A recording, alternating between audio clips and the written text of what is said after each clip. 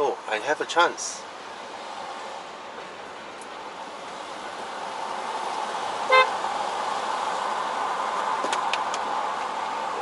Your bonnet is not shut.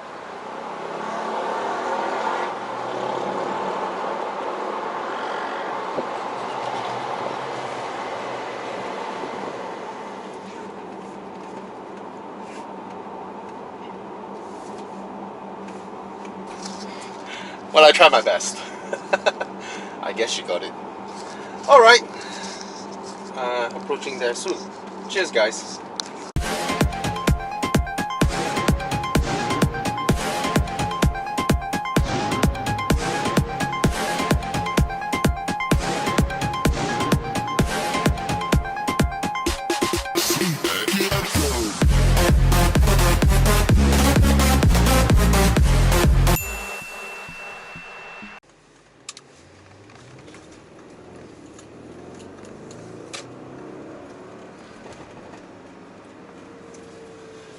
Good morning. So today I am heading to pick up the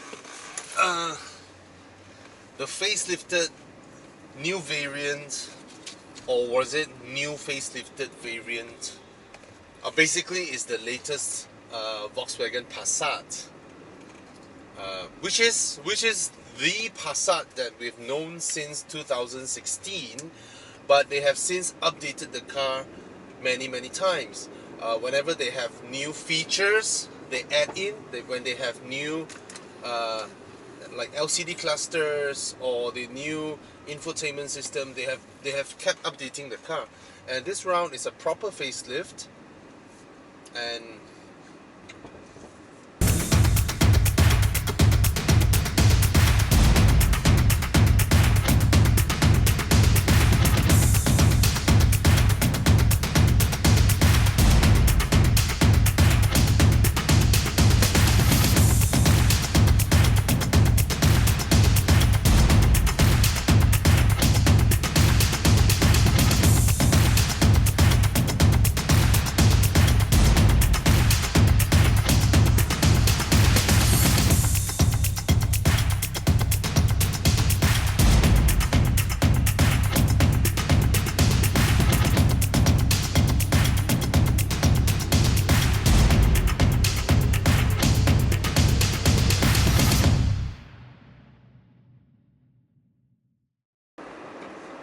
I need to find out about the car later on. But why did I roll my video here is that after half year of owning and driving my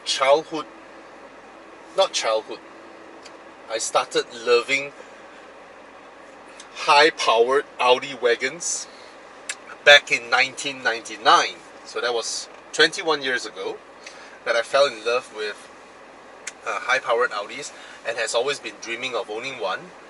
And of course I had the S4, but it's still not my RS dream. And we all know, in terms of RS, the RS6 is the ultimate dream. And I'm not saying this in the context of a do not meet your hero situation, but it pops up in my head every now and then. Apart from what I did just now of like accelerating out of a junction, most of the time, actually no, any modern car can do that, you know. Passat with a 1.8 turbo or whatever would have been able to do the same thing, no problem. Red light camera reported ahead. Even a 1.5 Civic Turbo, right? The thing is, after 6 months of owning the car and using it mostly as a like a day-to-day car, I asked myself, do I need 560 horsepower, 700 Newton meters of torque? And of course, the perennial question of, a fuel-guzzling 4-liter V8 bi-turbo, and of course the road tax of 6,630 ringgit. Do I need all that? It really pops up my head because most of the time I'm doing this, right? You can argue the same. You can argue the same with a Porsche 911 owner or my Aston Martin Repeat, right? But these kind of cars that I've always loved, the sleeper super sedans or sleeper super wagons, the RS6 or the BMW M5 or the Mercedes E63 wagon, E63, they have started life as everyday executive sedans. And these high-powered versions or the performance versions, they have a stonking huge engine in there. However, 99% of the time of what this car can do in the real world, a 2-liter turbo can do it, or a 1.8 turbo can do it, right? Seriously, it begs the question. I mean, it's not like just because this car has 560 horsepower, I'm gonna go 280 km/h every single time on the highway. No, we don't do that, right? Malaysia's speed limit is 110. And of course, we all know Malaysians, we all on the highway with our new super modern highways, all of us, regardless of what cars, we average about 130 to 140 km/h. In fact, that's the real world speed of Malaysians on highways.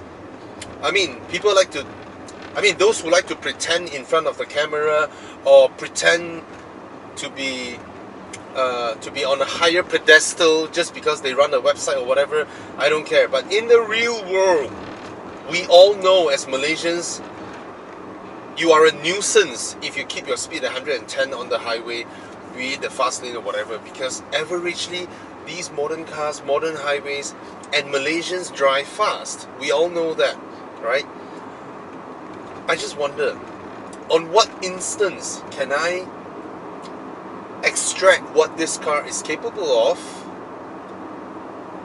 compared to a normal sedan? Because this car started life as a normal sedan, and most of the time, if I'm not... Are you... Okay, so...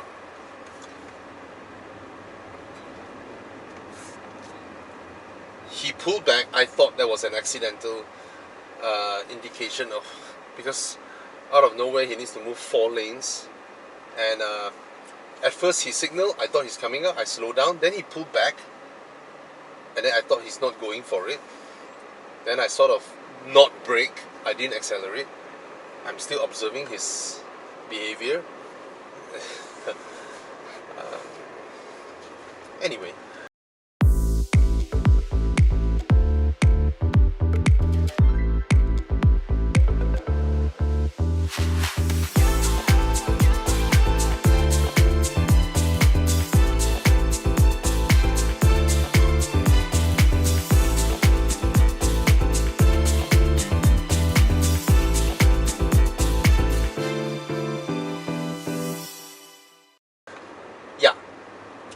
so I roll this camera because I'm heading there now to pick up the Passat. I'm just thinking, how many percent of the time that car couldn't do what this car does? Yeah, that really begs the question. It's not something like, oh Bobby, did you regret? I mean, no, this is my dream, right? But to look at it objectively, because these type of cars, like I mentioned just now, these type of cars, they started life as everyday sedans. So fundamentally, the DNA of the car behaves like that. It is quiet, it is comfortable, it is smooth, it is spacious. That's how it is.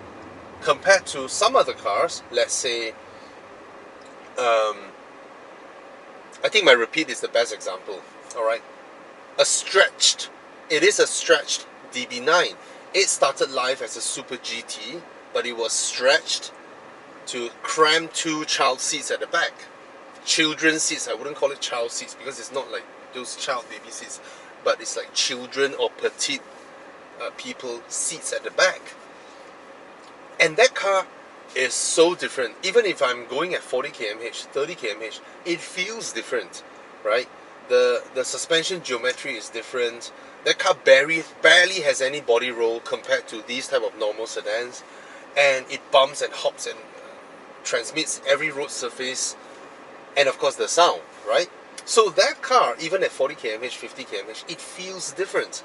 But this car, even at 150 km/h, it feels like an A6, or in fact, in terms of quietness, suspension, blah blah blah blah, it may as well feel like a Passat. So that's the interesting thing about these super sleepers. I mean, they started life as super sleepers, right? BMW and in a way Mercedes-Benz, they all started this, right? Audi had the RS2 built by Porsche, and then Mercedes have a few projects.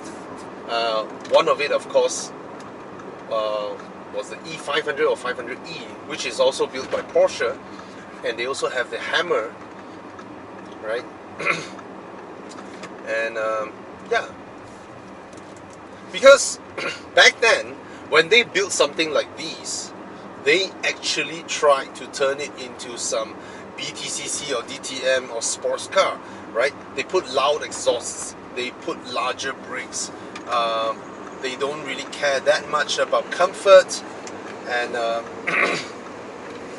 they want to extract maximum performance out of it. But as the Germans got better and better in doing this, they realized that they can let more people who are not driving enthusiasts but can afford to buy these cars to enjoy these cars. And with electronics, with electronics, the advent of dynamic adjustability components in the cars, it means that they can give the car a duality of being noisy and edgy and alert, or being soft and comfortable and sleepy. They can do that. And in that sense, that takes away a little bit of that special feeling about these cars, actually. That resulted in this rather pointless video. But it is a thought that I would like to share and discuss, right?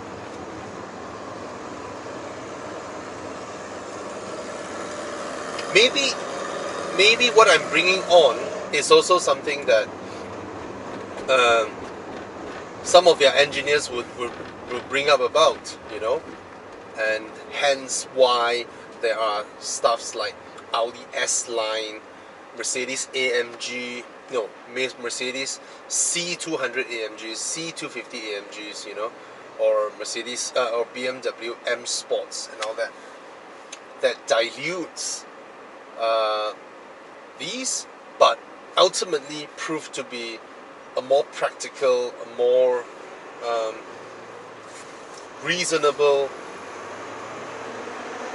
execution, I may say, if I may say that, right? Because at the end of the day, I'm driving like that every single day. Seriously, if this is my daily car, this is our daily car. I mean, my wife uses it daily. That's how we use it, right? It's not like every time we need to, you know, fire the indicators and find for the next gap and power it there and just get ahead of everybody. And then on the highway, if you're asking me on the highway, yes, this car can accelerate from 60 to 200 extremely quick. But it is also not something that we would do, because it's not just about the highway or whatever, you know. We have a sense of finding where is that comfortable velocity in whichever vehicle we're in, right? If we're in a magnetic train that you don't feel anything outside, that there's no vibrations or whatever, then you will have a higher velocity in that way. I was trying to tell that Mazda CX-5 that her bonnet is not closed properly, but I guess I can't because traffic lights. Anyway, if we're on a motorcycle, we will feel it's very, very fast at 70, 80 km/h, right? Because that's how our judgment, our sense of speed, sense of wind and all that. So on cars like these, if it feels fast at 200 km/h on a 1.8 liter Audi A6, it will feel fast on a 4 liter V8 Audi A6 as well, because fundamentally they are the same thing in a way. Yeah. How do I tell her bonnet is not closed properly? Oh, she bought the 2.5 CX-5. And that's a different thing with the 2 liter, because the 2.5 matches this car perfectly. 2 liter is slightly underpowered, 2.5 turbo is too much power, and the 2.5 NA is perfect for the CX-5.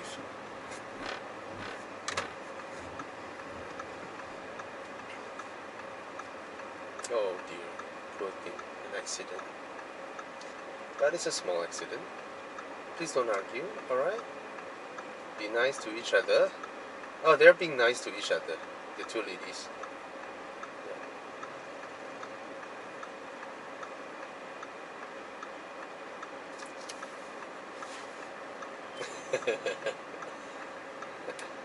They're wondering where to stop.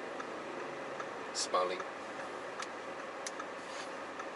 Anyway, yeah, that's my rather pointless video.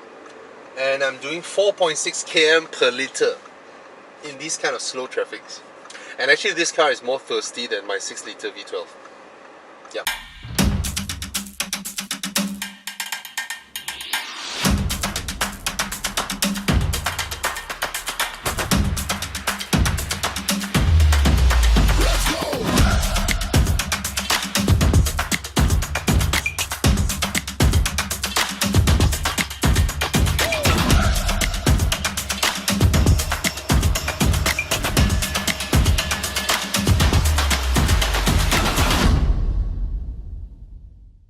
I think it's traffic light up front. I might have a chance to inform this CX-5 that her... Oh, it turned green.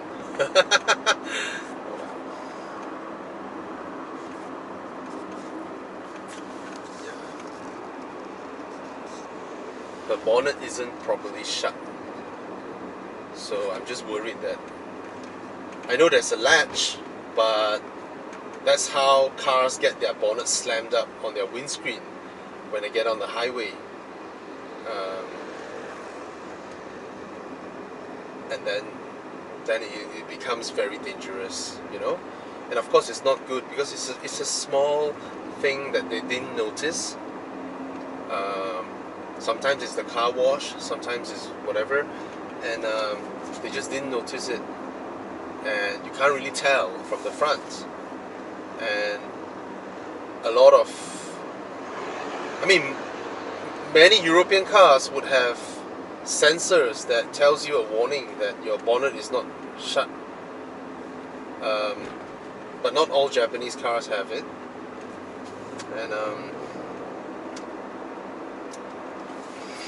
And sensors are good. Don't trust all those old mechanics that tells you, European cars, they have so many sensors, blah, blah, blah, blah, blah. They are good. They tell you what's going wrong with the car, right? So that you get to rectify it before it gets worse. And if you listen to your sensors, you follow them, your car is going to be maintained really, really well. Don't ever think that some under the tree mechanic is smarter than 70,000, 80,000 mechanical engineers from Germany. Don't ever believe that. You know, your trusted neighborhood mechanic telling you a statement and then you swallow it up all full. I don't think I have a chance to inform her because we're heading different directions. Oh dear. Maybe I do get a chance. Alright. No. She's turning left and I have to go straight and I can't do anything.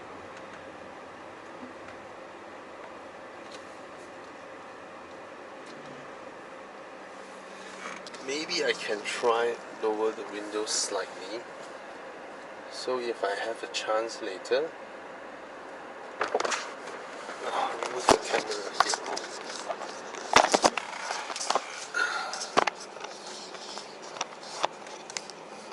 Yeah.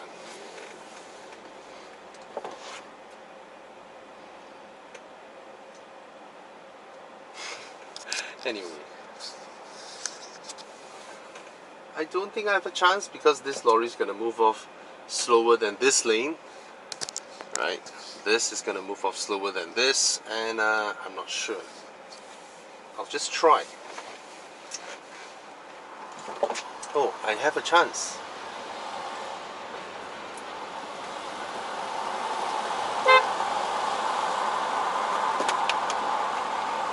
Your bonnet is not shut.